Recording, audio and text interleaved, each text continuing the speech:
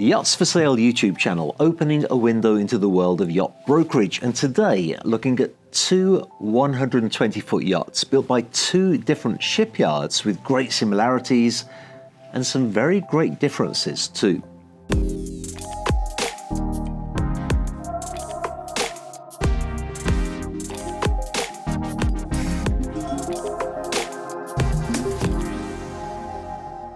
And the two yachts that we're going to look at are the Sanlorenzo 120A and the Sunseeker 120, both 120 feet long and both planing yachts. Now, for those of you that don't know, a planing hull is a hull that's designed to reach a certain speed, and then first of all the bow, and then hopefully the rest of the hull kind of lifts a little bit above the ocean, so it planes over the waves. That results in good performance, reasonably good efficiency, and in fact it's one of the most popular types of yachts in production today.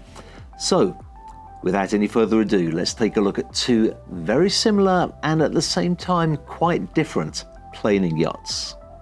And starting with the Sanlorenzo and the Sunseeker's vital statistics. The Sanlorenzo 120A has a length overall of 36.92 meters, so that's 121 feet and 1 inch.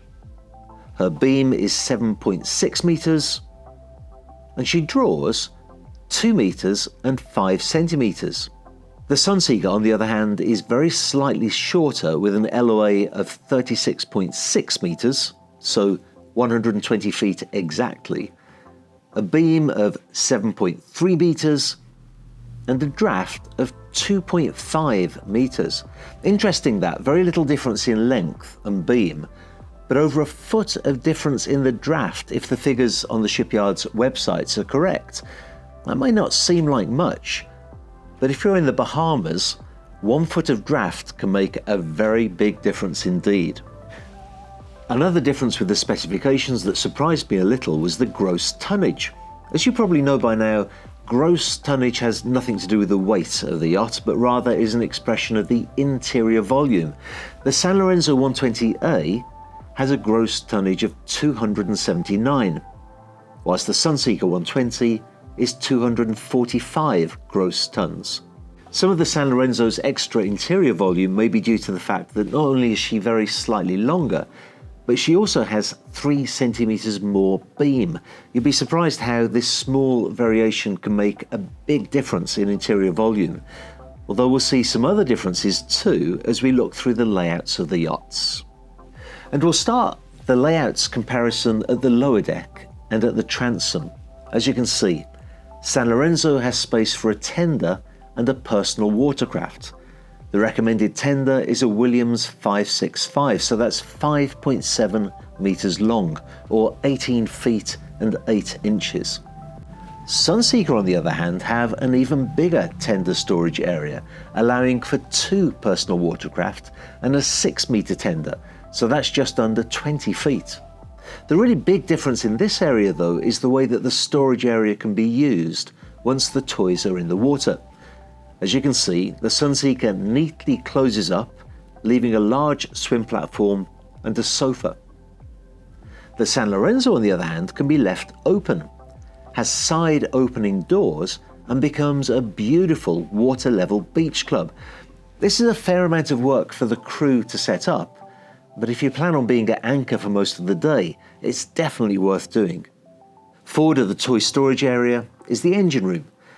The Sunseeker has two 2000 series MTU engines of 2000 horsepower each. And the Sanlorenzo also has MTU 2000 series engines, but with 2637 horsepower each. We'll look at the performance figures for the yachts in a moment, and you'll be surprised by the difference to top speed that those extra horsepower make.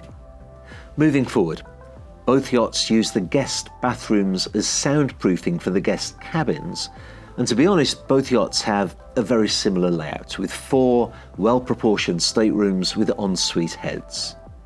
The crew quarters on the Sanlorenzo look a little bigger than those on the Sunseeker to me. They both have 3 cabins with en-suites and a crew mess. But the Sanlorenzo just seems to have larger cabins. It may just be an impression that I get from looking at the layout, it would certainly be worth checking out on the actual yacht. On the main deck, the differences continue. The A in the Sanlorenzo 120A stands for asymmetric. And as you can see, it only has one side deck, rather than the usual two symmetrical side decks. As you can see, this results in a very spacious main deck salon area. Looking at the two on these floor plans, it really accentuates the difference. The aft deck on the Sunseeker looks a little bigger than the Sanlorenzo to me, and in fact you'll remember that the Sunseeker's gross tonnage is a little less than the Sanlorenzo, which is an indication that it has more deck space.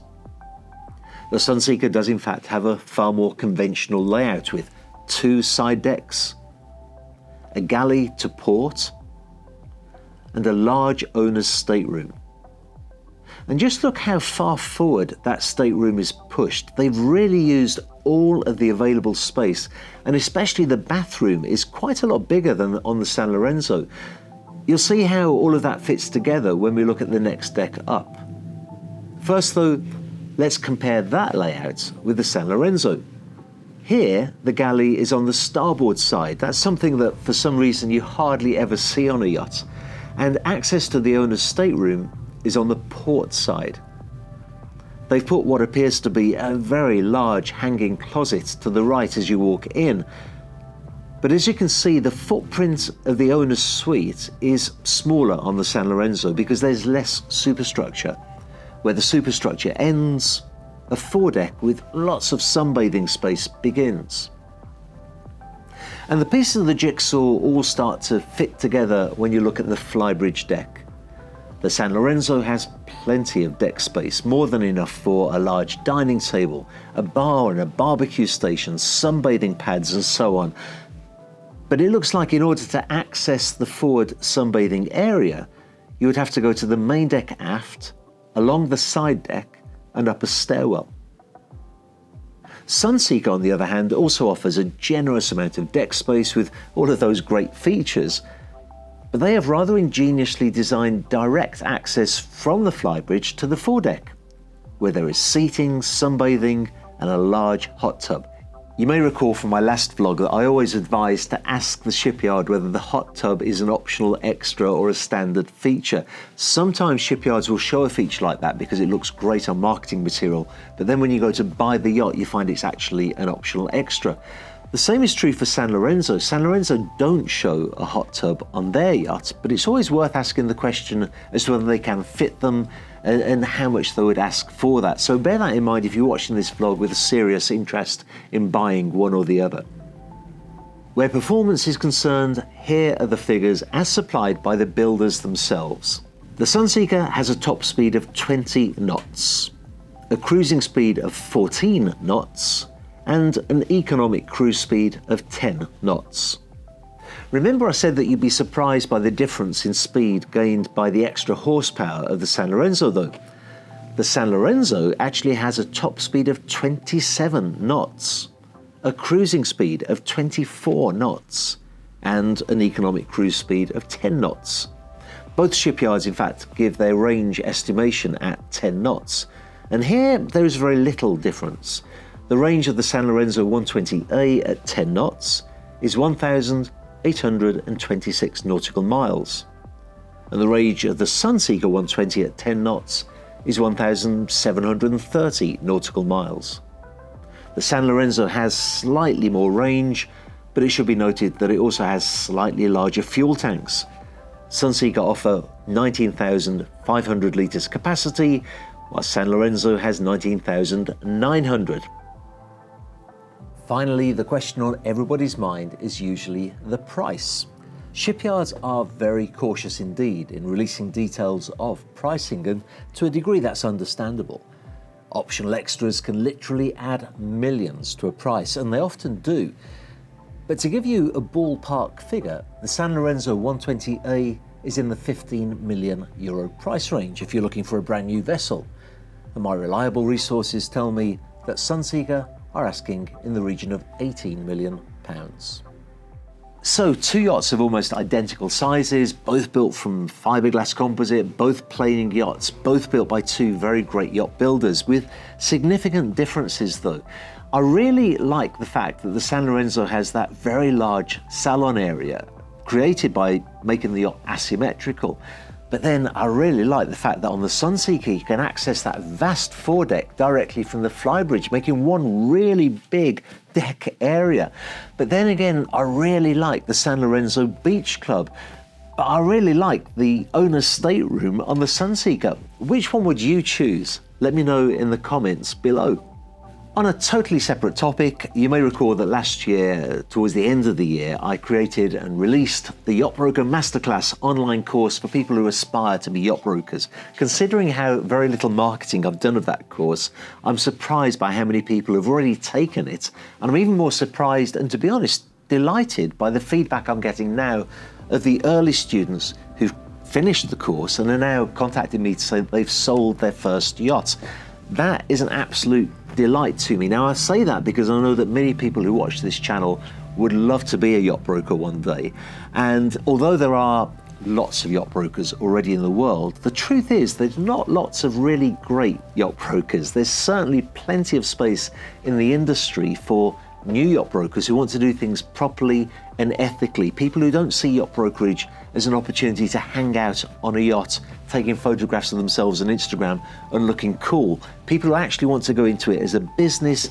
There's plenty of space. So that if that interests you, I've put a link to the Yacht Broker Masterclass website in the description below. Check it out.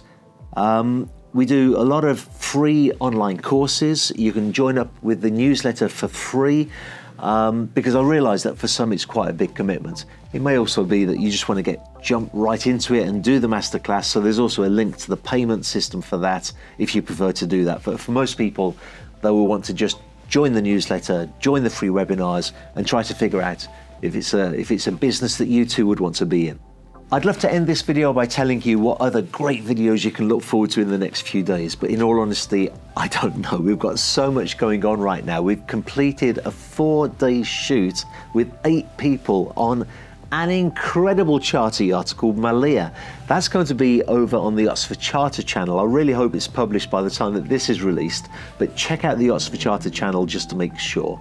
We've also got a lot of yachts for sale in production right now, so make sure that if you're not already subscribed to this channel, you subscribe to it.